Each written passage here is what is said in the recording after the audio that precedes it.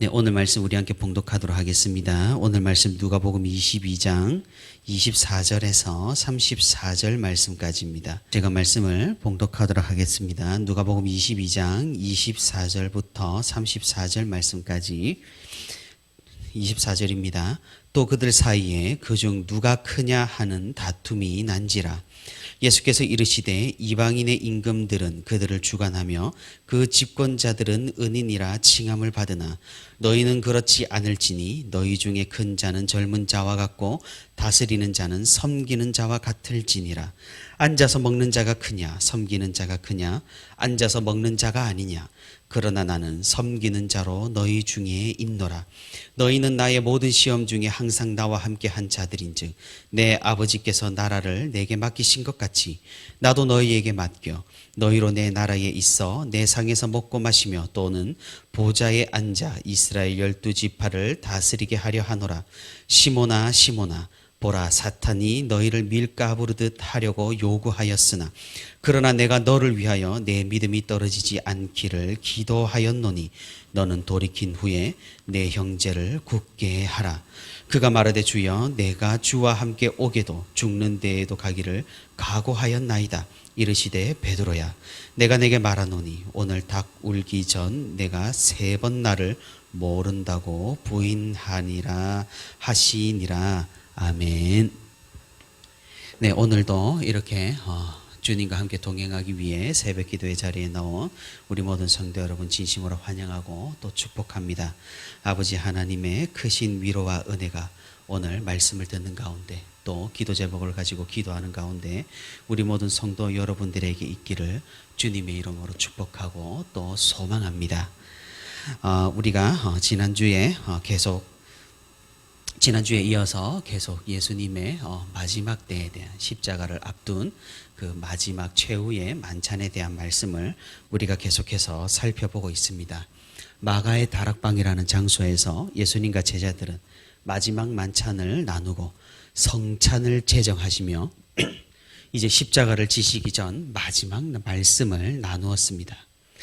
이 절대절명의 순간, 이제 십자가의 고난만을 남겨둔 시간에 예수님의 제자들은 또 한 번 사고를 치게 됩니다.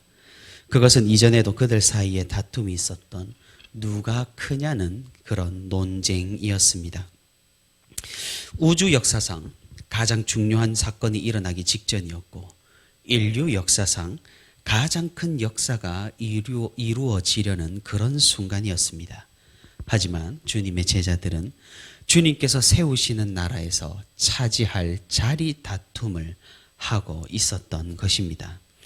참으로 한심하게 느껴지기도 하면서 또 한편으로는 주님의 제자들도 저렇구나 하면서 참으로 위로가 되기도 하는 그런 복합적이고 이중적인 마음이 드는 오늘 본문의 말씀입니다.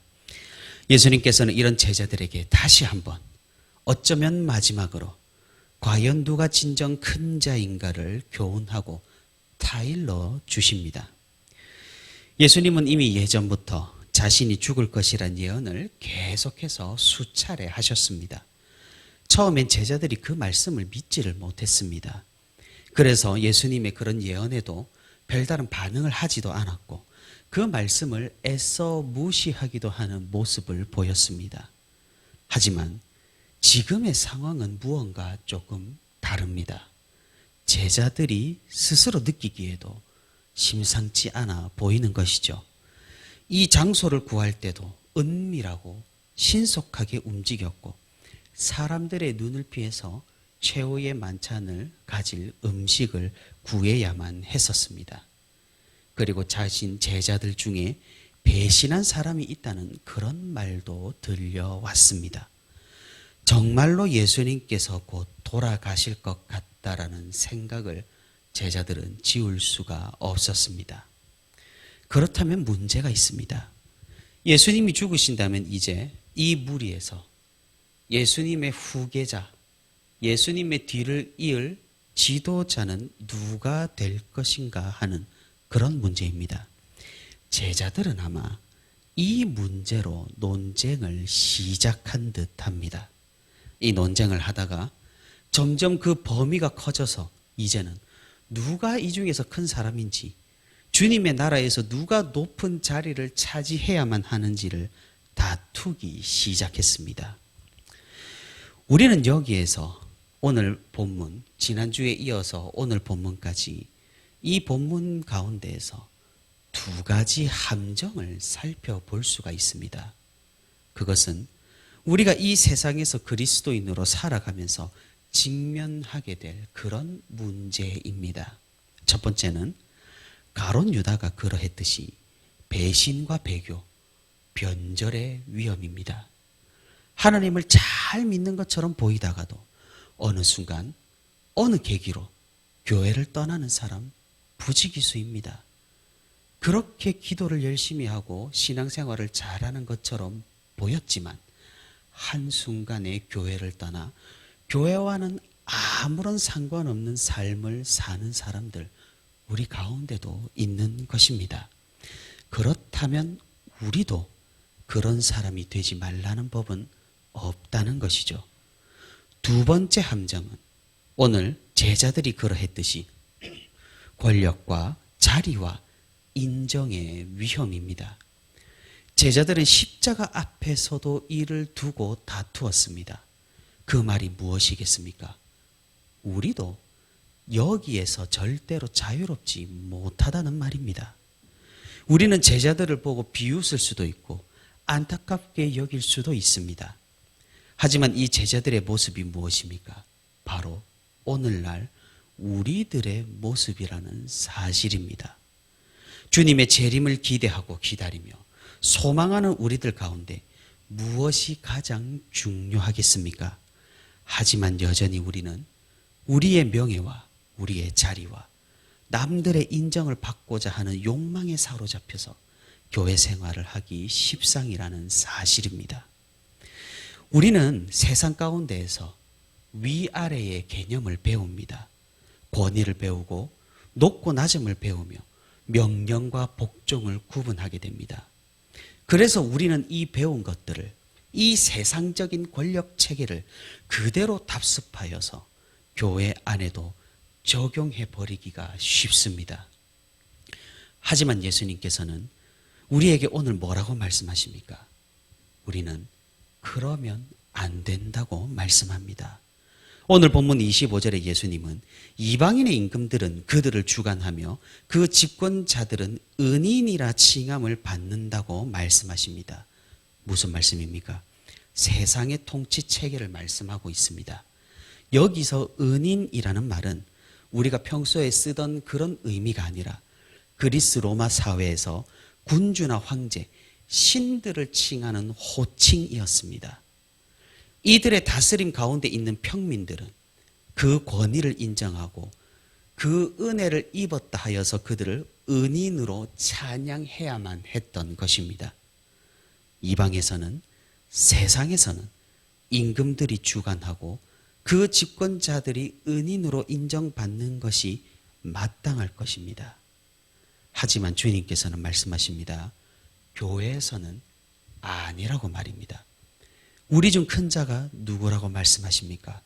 오히려 어린 사람이고 우리 중에 섬기는 사람입니다.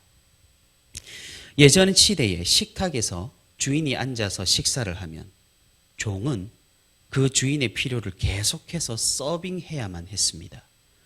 그래서 앉아서 먹는 사람이 일반적으로 높은 사람이었고 서서 서빙을 하는 사람이 낮은 사람이었습니다.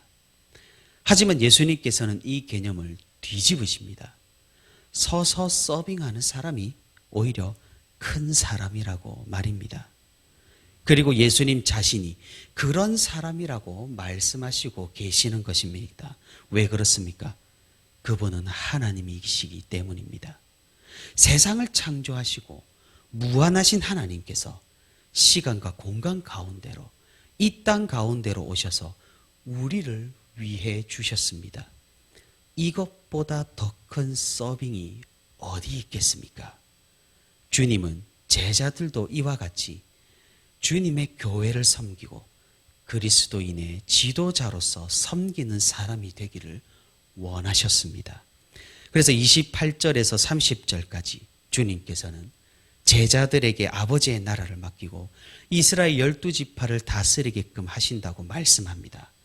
논란은 좀 있겠습니다만 이 말씀이 바로 제자들에게 교회를 맡기신다는, 그러니 너희는 가서 성도들을 섬기는 지도자가 되라는 권면의 말씀인 것입니다. 우리는 지난번 말씀에서 오늘 본문의 이 만찬의 음식을 준비한 제자가 베드로와 요한임을 알고 있습니다. 사실 베드로와 요한은 제자들 중에서도 예수님과 가장 가까운 최측근의 인물들입니다. 만약 서열이 있었다면 베드로와 요한은 예수님 바로 다음이었을 것입니다. 제자들 가운데서 가장 높았을 터입니다. 모르긴 몰랐어도 아마도 성경에서는 직접적으로 등장을 하진 않지만 제자들 가운데에서는 서열이 존재했을 것입니다. 하지만 예수님께서는 그 베드로와 요한에게 음식과 이 장소를 준비하는 일을 시키셨습니다. 예전 시절 국민학교 초등학교 시절 담임 선생님이 심부름 시키는 것을 명예로 알던 시대가 있었습니다. 지금도 그러한지는 모르겠습니다만 선생님의 심부름이 곧 선생님의 인정이었던 그런 시절이 있었습니다. 베드로와 요한은 예수님의 심부름, 예수님의 이런 인정에 기뻐했을까요? 아니면 이런 잡다한 일을 자신들에게 시키는 것에 조금은 뿔이 났었을까요? 그들의 마음을 정확하게 알지는 못하겠지만 우리는 31절을 살펴보면 주님께서 베드로를 부르시는 것을 듣게 됩니다. 시몬아 시몬아, 이 말인즉슨 이 다툼, 누가 크냐는 이 다툼의 원인 제공자가 베드로라는 말인 것입니다.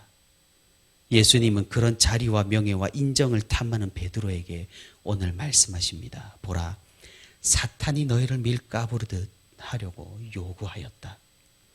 사단은 베드로와 제자들을 시험했습니다. 그들을 밀처럼 짓밟아 버려서 바람에 날리는 쭉정이가 되게끔, 알곡이 되지 못하게끔 유혹을 했습니다. 하지만 주님께서는 뭐라고 하십니까? 주님께서는 베드로를 붙잡아 주셨습니다. 베드로가 실수할 것도 아셨고 돌이킬 것도 아셨고 베드로가 많은 사람을 이끌 지도자가 되실 것도 아셨던 것입니다. 주님께서는 그런 베드로에게 따뜻한 권면을 하셨습니다. 내가 너를 위해 기도하였다. 내 믿음을 위해 기도하였다. 그리고 돌아가서 제자들과 다시금 화목하여 유대감을 굳게 하라고 말씀을 하셨습니다. 예수님의 이 말씀, 예수님께서 오늘 베드로에게 하신 이 말씀은 훗날 베드로를 통하여 실제로 이루어집니다. 너는 돌이킨 후에 내 형제를 굳게 하라. 약점이 많은 베드로였지만, 여전히 초대교회에서도 사고를 치는 베드로였지만, 그가 쓴 서신을 통해 시련과 어려움을 겪는 성도들을 위로하고 권면을 하게 됩니다. 베드로서를 통하여서 힘과 격려를 필요로 하는 사람들에게 큰 힘이 되었고 그 믿음을 굳게 하는 역할을 감당했던 것입니다. 사랑하는 성도 여러분, 우리 중에 큰 자가 누구입니까? 진정으로 높은 사람이 누구입니까? 우리는 이미 세상에 물들어 있어 누가 높은지, 누가 인정을 받는지, 누가 내 아래인지를 항상 계수하고 가늠하고 계산하고 있는지도 모릅니다. 참으로 안타깝고 서글픈 우리의 모습입니다. 우리가 어찌하겠습니까? 주님을 따르던 제자들도 마지막까지 자유롭지 못한 부분이었습니다. 사실 주님의 말씀을 우리가 들었지만은, 주님께서 우리에게 어떻게 해라는 교훈의 말씀을 우리가 들었지만은 극복하기 힘들고 생각을 바꾸기도 힘들고 우리가 겸손해지기는 더욱 힘든 것 같습니다. 어쩌면 우리는 평생 이렇게 외식만 하다가, 평생 이렇게 가식으로만 살다가 이대로 세상을 떠나게 되는지도 모르겠습니다. 하나님 입장에서는 무엇입니까? 이런 모습은 사단에 붙들린 모습입니다. 사단이 우리를 짓밟아서 바람에 쭉정이로 날려버리는 그런 비참한 모습일 것입니다. 우리는 그저 바람에 날리는 비어있는 밀껍질일 뿐입니다. 어디 그뿐이겠습니까? 오늘 본문 33절의 베드로처럼 주님을 배신하지 않는다고 그렇게 호언장담을 우리가 합니다. 하지만 우리는 인생의 위기 가운데에서도 삶의 유혹 순간순간마다 여전히 하나님을 배신하고 주님을 거역하는 일을 서슴지 않고 있습니다. 정말로 우리가 제자들을 비난하고 비판할 자격이 있으며 우리가 비판할 자격이 있느냐 이 말입니다. 우리는 그저 오늘 본문을 통해서 위로를 얻는 것일 수도 있겠습니다. 하지만 무엇입니까? 하지만 어떻습니까? 우리 주님께서 베드로를 붙잡아 주신 것처럼 주님께서 베드로를 위해 기도하신 것처럼 주님께서 주님을 부인한 베드로를 용서하시고 그를 위해 그를 위대한 사역의 길로 인도해 주신 것처럼 주님께서는 오늘 우리도 붙드시고 우리를 붙잡아 주시며 우리를 위해서 기도하시고 우리를 용서하시고 우리를 다시금 주님의 길로 인도하여 주신다라는 사실입니다. 사단이 아무리 우리를 짓밟고 바람에 흩어버리고 우리를 패대기 친다고 할지라도 주님이 우리를 붙잡으시니 우리는 돌이킬 수가 있는 것입니다.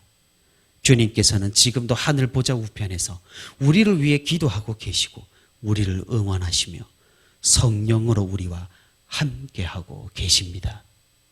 그러니 우리는 그 은혜에 잠기어 그 은혜에 휩싸여 그 은혜에 이끌려 살아가는 것입니다. 사랑하는 성도 여러분, 우리가 우리의 교만을 내려놓고 주님 앞으로 겸손히 나아간다면 이 세상, 이 교회 어느 누구에게도 겸손하지 못할 이유가 없을 것입니다. 우리가 주님의 십자가 그 은혜를 바라본다면 사단의 어떤 유혹과 미혹에서도 우리는 중심을 잡을 수가 있을 것입니다. 그 은혜를 붙잡는 것만이 우리를 향한 이 위험한 함정을 피하는 길이며 극복하는 길이고 설사 그 함정에 우리가 발을 헛디뎌서 빠졌다고 할지라도 우리는 다시 일어서고 나올 수가 있는 것입니다. 오늘도 이 은혜를 사모하며 이 은혜를 의지하며 이 은혜 가운데 거하는 우리 모두가 되기를 바랍니다. 세상 사람들이나 신경 쓰는 그런 것에 우리가 좌지우지 당하거나 휘둘리지 않고 오직 주님의 말씀을 의지하며 그 말씀에 따라 스스로 겸손하는 저와 우리 부천시민교회 모든 성도가 되기를 주님의 이름으로 소망합니다.